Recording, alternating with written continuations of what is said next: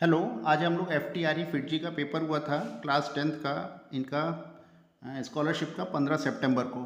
तो इसका पेपर 2 आ गया है। अब की बार केवल 2 ही पेपर हुए थे, पेपर 1 एंड पेपर 2। पेपर 1 आपका जेई मेंस पे बेस्ड था और पेपर 2 आपका जेई एडवांस पे बेस्ड था।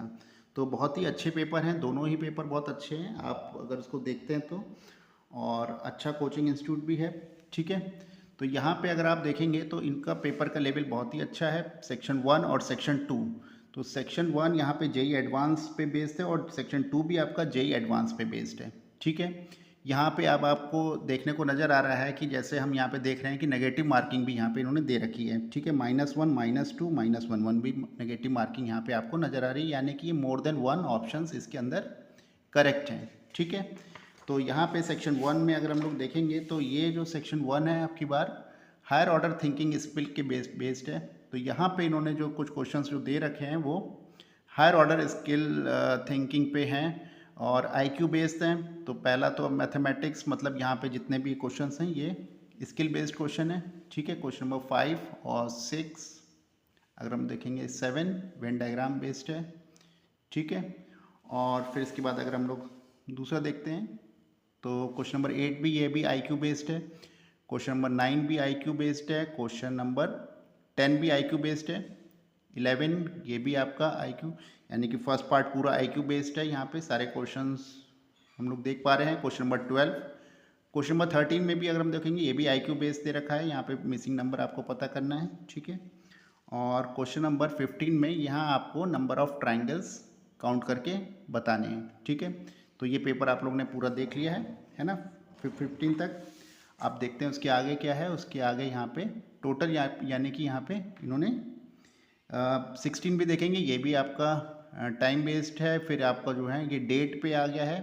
और एक ये आपका ये फिट जी एग्जामिनेशन बेस्ड, ये भी एक आईक्यू बेस्ड क्वेश्चन है। फिर आपका एक कॉम्प्रीहेंशन इन्होंने यहाँ पे दे दिया है।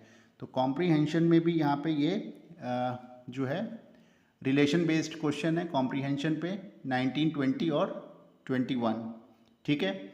और क्वेश्चन नंबर यहाँ पे 22 टू 24 अगर हम लोग देख रहे हैं तो यहाँ पे भी फिर हमको एक कोडिंग पे एक क्वेश्चन दे रखा है। 22, 23 एंड 24 में भी एक कोडिंग बेस्ड क्वेश्चन आपको दे रखा है, ठीक है। फिर उसके बाद अगर हम लोग आते हैं तो फिर एक कॉम्प्रीहेंशन हम लोग को यहाँ पे देखने को मिल रहा है 25 टू 27। तो 25 टू 27 में अगर हम लोग देख रहे हैं तो एक फिर हमें कॉम्प्रीहेंशन बेस्ड एक क्वेश्चन देख रहे हैं 25, 26 और 27 यहाँ पे हम लोग को। और ये तीसरा कॉम्प्रीहेंशन था। और फिर एक कॉम्प्रीहेंशन है 28 टू 30। तो ये भी आपका एक कॉम्प्रीहेंशन बेस्ड यहाँ पे एक क्वेश्चन हमको नज़र आ रहा है, ठीक है। तो यहाँ पे स्टेटमेंट है यहाँ पे, और स्टेटमेंट और कंक्लूजन ये वाला कॉम्प्रीहेंशन है, ठीक है, कि कौन सा असर्शन रीजन टाइप का, ठीक है। नेक्स्ट अगर हम देखते हैं यहाँ पे तो ये हमारा पार्ट 1 खत्म हो गया है। अब पार्ट 2 हमारा जेई एडवांस, यानी कि यहाँ पे जो क्वेश्चन अब आएंगे 75 मिनट्स में, ये थोड़े टिपिकल क्वेश्चन होंगे, टफ क्वेश्चन होंगे और बहुत ही लेवल इनका अच्छा होगा, ठीक है। तो इसको अगर हम लोग देखते हैं तो यहाँ पे जो फर्स्ट पार्ट अगर हम लोग देख रहे हैं फिजिक्स का पार्ट है 31, 32 और 33। ये लाइट पे इलेक्ट्रिसिटी पे बेस्ड है, ठीक है। Cold countries phenomena of the looming ship appears in the sky, ये आपको, ये तो आपका लाइट पे ही बेस्ड है, ह्यूमन आई पे। और 32 आपका करंट इलेक्ट्रिसिटी पे ही है, 33 आपका फिर लाइट पे दे रखा है। रिफ्रैक्टिव इंडेक्स पे यहाँ पे क्वेश्चंस हमको ज़्यादा देखने को मिलेंगे क्योंकि इसी पे ही क्वेश्चंस ज़्यादा अच्छे बन पाते हैं, ठीक है। और इलेक्ट्रिसिटी पे। केमिस्ट्री में अगर हम लोग देख रहे हैं, केमिस्ट्री में भी यहाँ पे इन्होंने 3 क्वेश्चंस दे रखे हैं, है ना। तो यहाँ पे जो एसिड बेस का जो कॉन्सेप्ट है थोड़ा सा एडवांस लेवल पे चले गए हैं, ठीक है। तो ये आपको क्लास 11th की बुक से आपको थोड़ा सा अगर आप दे सकते हैं या कोई अच्छी रेफरेंस बुक है उसमें भी आपको मिल जाएगा।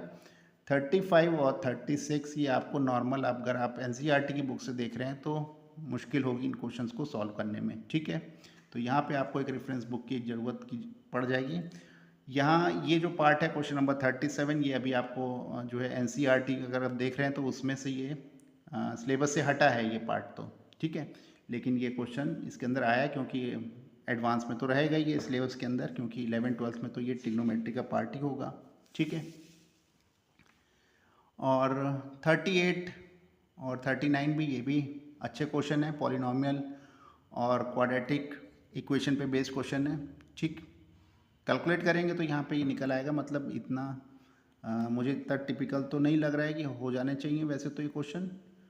पेपर तो सही चल रहा है। क्वेश्चन नंबर 40 और 41 यहाँ पे, हाँ ये जो 41 क्वेश्चन है इसको करने में थोड़ा सा अभी दिक्कत आ सकती है। क्वेश्चन नंबर 40 में भी थोड़ी सी दिक्कत हो सकती है अगर आप थोड़ा भी एडवांस लेवल का नहीं पढ़ रहे हैं तो। और केमिस्ट्री में क्वेश्चन नंबर 42 43 ये सही क्वेश्चन है। अगर आपने सॉल्ट्स अच्छे से पढ़ रखे हैं तो ये आराम से कर पाएंगे, ठीक है।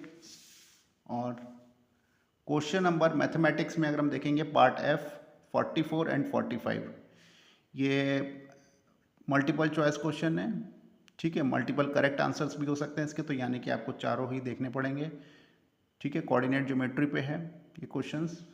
और नेक्स्ट पार्ट अगर हम जी में देखेंगे तो यहाँ लेंस पे बेस्ड क्वेश्चन है। यहाँ लेंस आधे आधे काट दिए गए हैं, तो ये क्वेश्चन भी अच्छा है, ठीक है। यहाँ पे थोड़ा सा ये एडवांस लग रहा है इक्वी कॉन्वेक्स लेंस का, ठीक है। सिमेट्रिकल प्लेनो कॉन्वेक्स लेंस का यहाँ पे जो है कॉन्सेप्ट लग रहे हैं, ठीक है। तो ये नॉर्मल अगर आप 10th के बुक से देख रहे हैं तो वहाँ पे ये क्वेश्चन करने में आपको समस्या आएगी।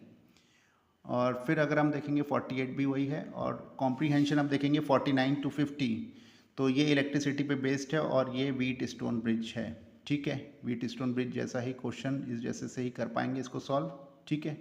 49 एंड 50 क्लियर है। अगर केमिस्ट्री का पार्ट एच को देखें तो which of the following metals, यहाँ पे मेटल्स नॉन मेटल्स के क्वेश्चंस हैं, ये मेरे ख्याल से हो सकते हैं, ठीक है। 51 52 एंड 53, इसमें तो कोई ऐसी समस्या नहीं लग रही है। फिर अगर हम लोग उसकी और अगले पार्ट में अगर आते हैं तो यहाँ पे 54 और 55, ठीक है, दो और क्वेश्चन है केमिस्ट्री पे बेस्ड, कॉम्प्रीहेंशन है, ठीक है, इसको भी आप कर सकते हैं। और फिर उसके बाद मैथमेटिक्स का आता है, तो मैथमेटिक्स के अंदर यहाँ पे एक कोऑर्डिनेट ज्योमेट्री पे एक क्वेश्चन दे रखा है। यहाँ पे कोऑर्डिनेट्स दे रखे हैं कुछ, एक ट्रायंगल दे रखा है, तो यहाँ पे आप इस क्वेश्चन को पढ़ेंगे।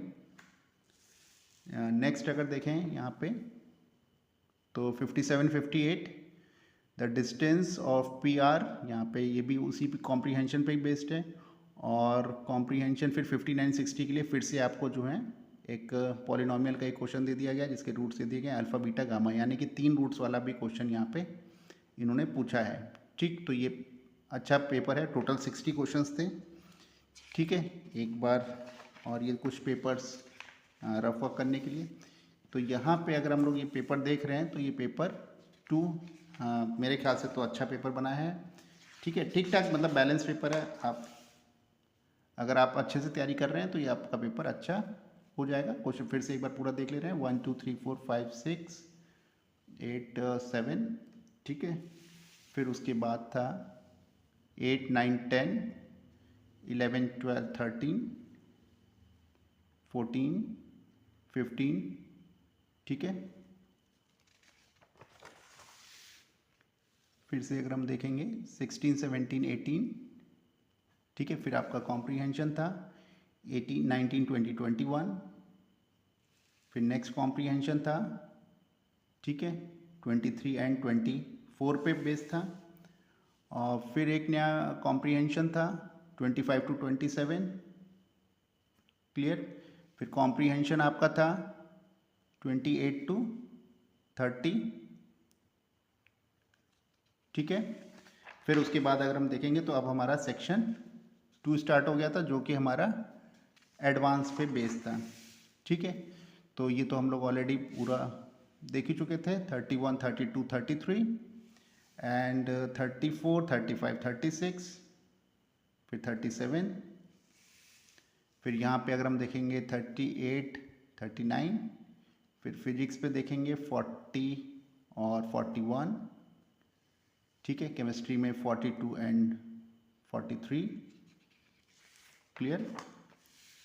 फिर उसके बाद हम लोग देखेंगे 44 45, फिर फिजिक्स में 46 47, ठीक।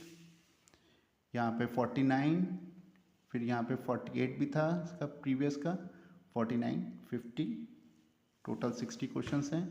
फिर केमिस्ट्री में 51 52 53,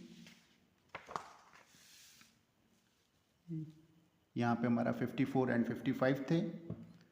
फिर उसके बाद मैथमेटिक्स में 56 ये था, ठीक, एंड 57, 58, 59 एंड 60। क्लियर? इसका जल्दी मैं इसका सलूशन भी कल परसों तक पोस्ट कर दूंगा।